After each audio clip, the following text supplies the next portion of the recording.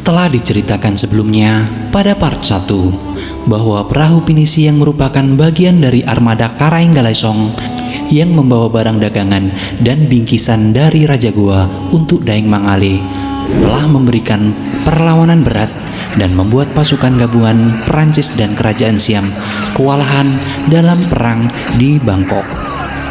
Namun akhirnya mereka dapat ditumbangkan karena jumlah dan peralatan perang yang tidak seimbang. Namun pasukan Daeng yang berjumlah 53 orang telah berhasil membunuh 300 lebih pasukan Perancis dan Siam. Lalu bagaimana nasib Daeng Mangale yang berada di Ayutthaya?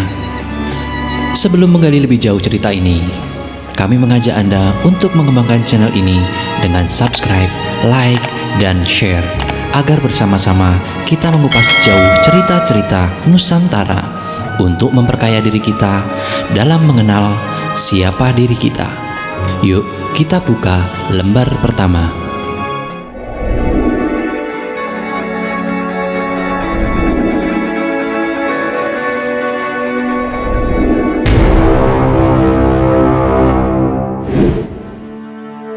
Pertempuran di Bangkok tidak meredamkan ketegangan di Ayutthaya. Kampung Makassar dikepung 3.000 sampai 4.000 pasukan Thailand. Meskipun begitu, Raja Thailand masih bersedia mengampuni Daeng Mangale asal mau mengaku salah dan melaporkan nama-nama orang Thailand yang terlibat. Pertemuan Daeng Mangale dengan Opra Chula berlangsung di rumah Opra Chula sendiri, tidak jauh dari kampung Makassar. Mula-mula Daeng Mangale menolak menghadap ke raja. Daeng Mangale berkata, "Baginda curiga kepada saya karena hasutan Perdana Menteri Paul Kon. Kalau saya menghadap, Paul Kon akan mengeluarkan tuduhan palsu kepada saya dan Baginda akan mempercayainya. Kalau Baginda sudah tidak menyenangi dan tidak mau lagi menunjang kami, biarkan kami pergi dari negeri ini.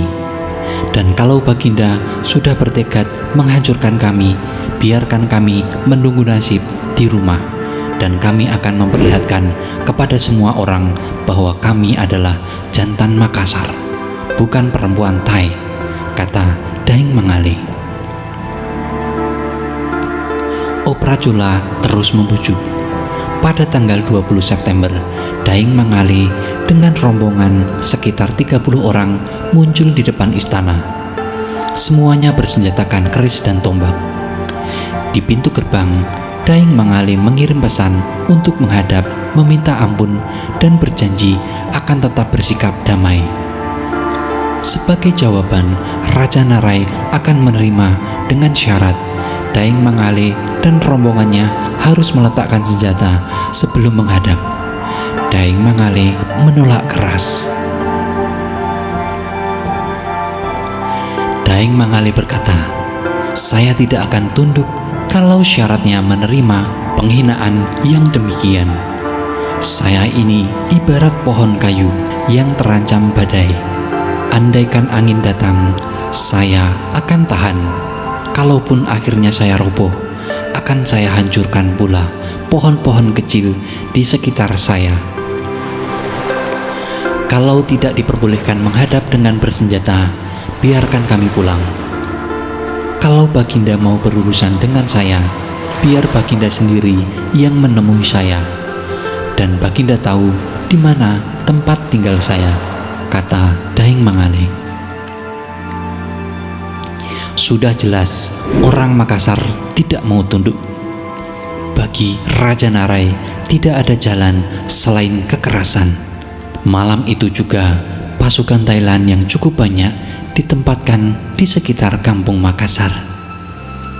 Di sungai yang membatasi kampung itu ditempatkan 2 kapal perang, 22 galai, dan 60 perahu kecil. Melihat persiapan itu, orang-orang Makassar mengerti serangan sudah dekat. Mereka saling meminta maaf satu sama lain supaya tenang menghadapi maut. Dari kantor perdagangan Belanda yang jaraknya kurang lebih 1,5 mil, terdengar teriakan "A Ngaru" yang artinya menyatakan tekad dan terdengar sangat mengerikan. Tengah malam, Perdana Menteri Constant Paul Kohn sebagai pemimpin operasi datang dengan kapal perang Kerajaan Siam. Di bawah komandan orang Inggris, Kapten Coates diiringi kurang lebih 60 orang Eropa mengadakan inspeksi terakhir persiapan penyerangan. Kampung Makassar berada di sebelah selatan kota, menepati sebidang tanah persegi tiga, memanjang ke selatan. Di sebelah timur dibatasi Sungai Besar Menam. Di sebelah utara dibatasi sungai kecil yang dikenal sebagai Sungai Melayu, karena Kampung Melayu terletak di sebelahnya.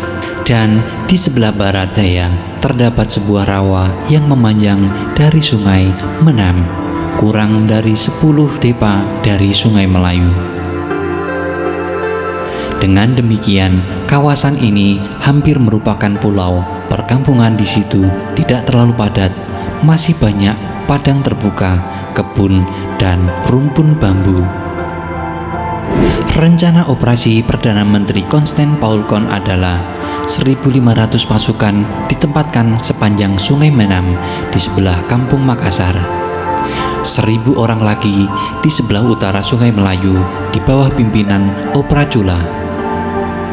Serangan akan dimulai pada jam 4:30 dengan tembakan meriam guna menghancurkan Kampung Makassar. Lalu perahu-perahu akan mendaratkan pasukan menyerbu.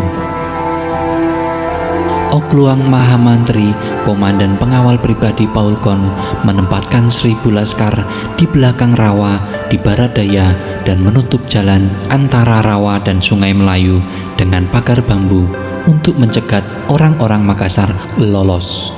Setelah 5 Okluang Mahamantri mendekati Sungai Melayu untuk mengadakan hubungan dengan Opracula, tetapi dia dihadang oleh orang Makassar dan tewas bersama 7 orang Thailand lainnya. Sesuai dengan jam yang ditentukan, tembakan mulai dan api sudah berkobar di Kampung Makassar. Dari pihak Thai, banyak yang mengira sebagian besar orang Makassar sudah hancur. Tanpa menunggu perintah, jam 5:30 pagi, Kapten Coates, orang Inggris, mendarat di ujung selatan Kampung Makassar bersama beberapa perwira Inggris dan seorang perwira Perancis. Ternyata hasil tembakan tidak seberat yang diduga, karena sebelumnya orang-orang Makassar telah menggali lubang untuk perlindungan.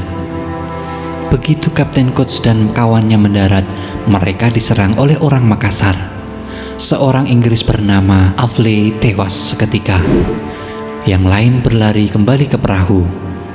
Kapten Coates melompat ke dalam sungai dan tenggelam. Melihat kenyataan ini, terpaksa tembakan diteruskan lagi selama 3 jam dan kebakaran dapat terlihat dari kota. Sebagian besar orang Makassar berkumpul di pinggir Sungai Melayu untuk melancarkan serangan balasan ke arah kampung Portugis. Melihat ini, Paul Kohn ke sana diikuti 2 perahu yang baru tiba, memuat 20 orang kompeni Perancis di bawah pimpinan M. Ferd dan 15 perahu Thailand. Setelah mendekat, mereka mendarat dan menghampiri musuh sambil menembak. Karena orang Makassar tidak punya senjata api, mereka mundur dan berpencar menjadi 2 kelompok ke dalam rumpun bambu untuk menyiapkan perlawanan. Satu kelompok terdiri dari 60 orang mengamuk langsung dari depan, dan kelompok kedua yang berjumlah 40 orang menyerbu dari samping. Pasukan Thai terkurung dan terpaksa menyelamatkan diri masuk ke dalam sungai untuk naik perahu kembali. Tetapi perahu mereka sudah dihanyutkan oleh orang Makassar dan sudah agak jauh dari pinggir sungai. Beberapa orang Makassar yang menyamar sebagai orang Thai di atas perahu menyerbu mereka dan membunuh 5 orang, yaitu Kapten Inggris Udall, 2 pengawal kompeni Prancis M. de Rong dan M. Carrel, serta 2 orang pegawai kompeni Prancis lainnya M. Millen dan seorang lagi yang diperbantukan pada tentara Thai. Paul Kohn sendiri nyaris terbunuh, sedangkan M. Ferret terpaksa berlindung di belakang sebuah perahu sebelum diselamatkan dengan susah payah oleh anak buahnya. Serangan baru dilancarkan kembali dari pihak Thailand, sehingga orang Makassar terpaksa mundur, tetapi belum dikalahkan. Jam 10 tiba bantuan baru. Sebagian berjumlah 400 orang di bawah pimpinan Opera Lumbarat dikirim ke utara untuk mencegah orang Makassar menyeberangi Sungai Melayu, sedangkan Paul Kohn memimpin 3.000 orang maju dari timur. Di lokasi banjir setinggi lutut, dengan demikian orang Makassar dikepung dan terpaksa berlindung lagi di dalam hutan bambu dan di belakang rumah yang masih berdiri. Mereka dikejar dan ditembaki terus-menerus oleh 800 prajurit infanteri. 2.200 orang lainnya dikerahkan ke belakang. Orang Makassar terpaksa berkubu di dalam rumah yang dibakar satu persatu oleh laskar Thai. Sesudah rumah hampir hangus, mereka yang di dalam keluar sambil mengamuk dan berkelahi sampai mati. Daeng Mangale sendiri menyerang langsung ke arah Paul Kohn dan mencoba untuk menombaknya, tetapi dibunuh oleh pengawal Paul Kohn. Ada yang mengatakan dibunuh oleh M. Ferret kepada kantor kompeni Prancis. Yang jelas, Daeng Mangale gugur dengan 7 luka. 5 luka karena tombak dan 2 kena senapan di bahu dan di kepala. Anak sulung Daeng Mangale, yakni Daeng Ruru yang baru berusia 14 tahun, mencoba pula membunuh Paul Kohn, akan tetapi gagal dan tertangkap. Pertempuran masih berlangsung sampai jam 3 sore. Orang-orang Makassar yang masih hidup ditangkap.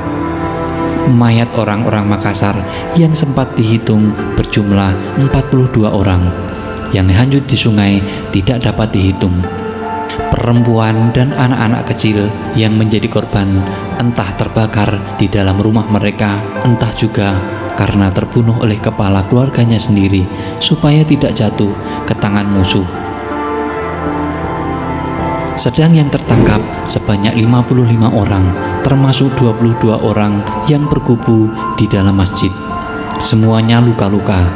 Tahanan dibunuh dan sebagian disiksa, antara lain 4 orang yang disertir dari tentara kerajaan dijadikan makanan harimau. Sedangkan beberapa pemuka agama ditanam hidup-hidup dan dibunuh oleh orang yang lewat di situ. Perempuan dan anak kecil yang kedapatan masih hidup dijadikan budak. Daeng Ruru dan adiknya, Daeng Tulolo, anak Daeng Mangale, diminta oleh Prancis dan dikirim ke Prancis. Di sana mereka mendapat perlakuan yang sangat baik. Dalam sejarah, Daeng Ruru dikenal dengan nama Louis de Ruru, perwira angkatan laut Prancis yang kegagahan dan keberaniannya diperlihatkan dalam perang laut antara Prancis dan Inggris. Sedangkan adiknya, Daeng Tololo, dalam karirnya di Angkatan Darat mencapai pangkat letnan. Terima kasih telah menonton video ini, secuil cerita tentang Nusantara. Tulis pendapat kalian di kolom komentar. Jika Anda menyukai video ini, dukung kami untuk memajukan channel ini dengan cara subscribe, like, dan share di media sosial kalian. Terima kasih. Wassalamualaikum warahmatullahi wabarakatuh.